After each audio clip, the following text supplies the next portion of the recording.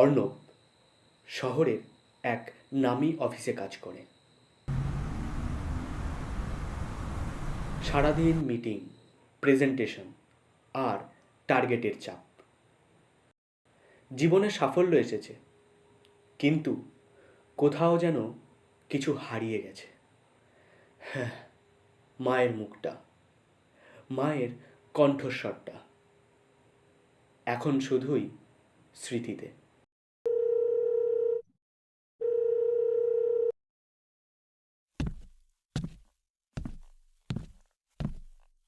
হ্যাঁ মা, বলো।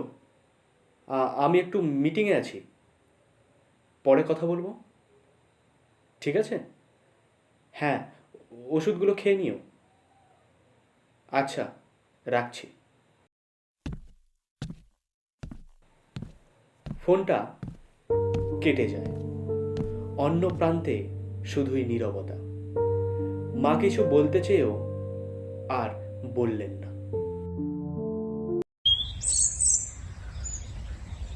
গ্রামের পুরনো বাড়ির জানালার পাশে মা প্রতিদিন বসে থাকেন, চোখ রাখেন রাস্তার দিকে। হয়তো আজ আসবে আমার ছেলে।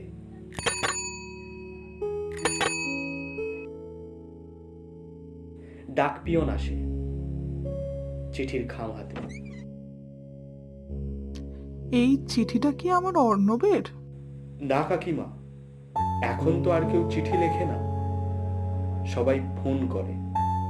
ফোনেও তো সব কথা বলা যায় না বাবা।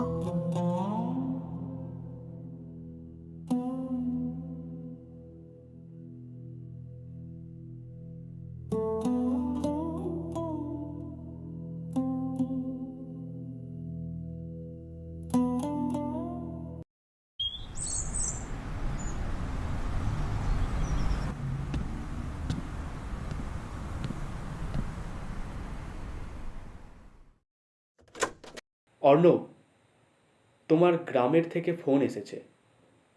তোমার মা খুব অসুস্থ। আচ্ছা, এখন একটা প্রজেক্ট চলছে, 2-3 দিনের মধ্যে যাব।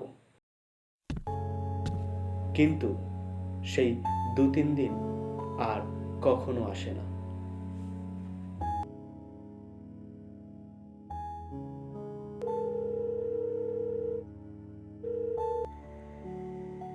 সেই রাতে ফোন এলো।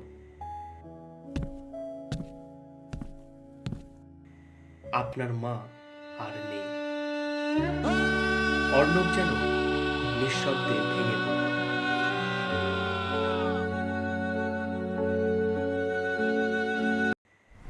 পরদিন ভোরেই সে ছুটল গ্রামের পথে।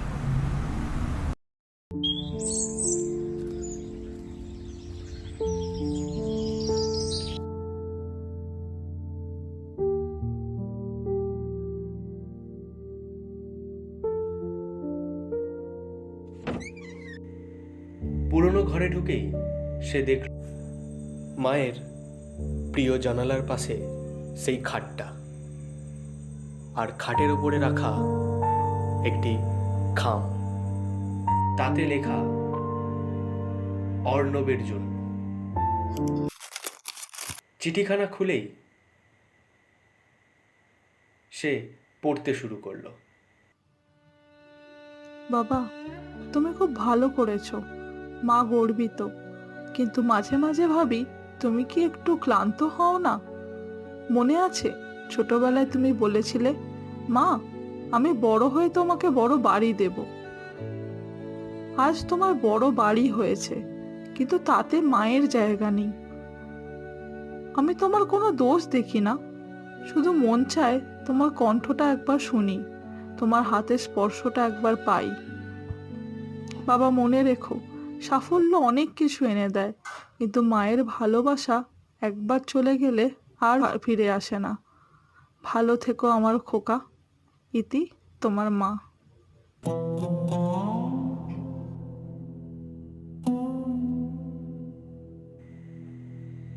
চিঠিটা বুকে চেপে ধরে অর্ণব জানালার দিকে তাকালো। বাইরে সেই পুরনো আম গাছ, মায়ের প্রিয় চেয়ারটা এখন ফাঁকা। চারিদিকে শুধু শূন্যতা আর বিষণ্ণতা। কান্নায় তার যেন বুক ফেটে যাচ্ছে, সে কি করবে বুঝে উঠতে পারছে না। এমন সময় তার মনে হলো মা যেন ঠিক সেখানেই বসে আছেন, মৃদু হাসছেন।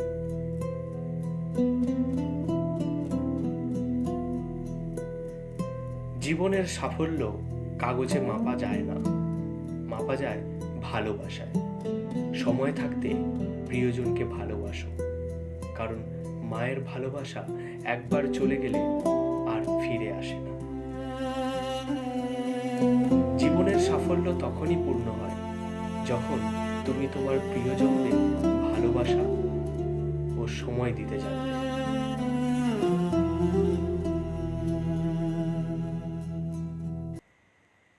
তো বন্ধুরা, আজকের গল্পটা তোমাদের কেমন লাগলো অবশ্যই কমেন্ট করে জানিও এবং একটা লাইক করে দিও এবং এই গল্পটা তোমার প্রিয়জনদের সঙ্গে অবশ্যই শেয়ার করো।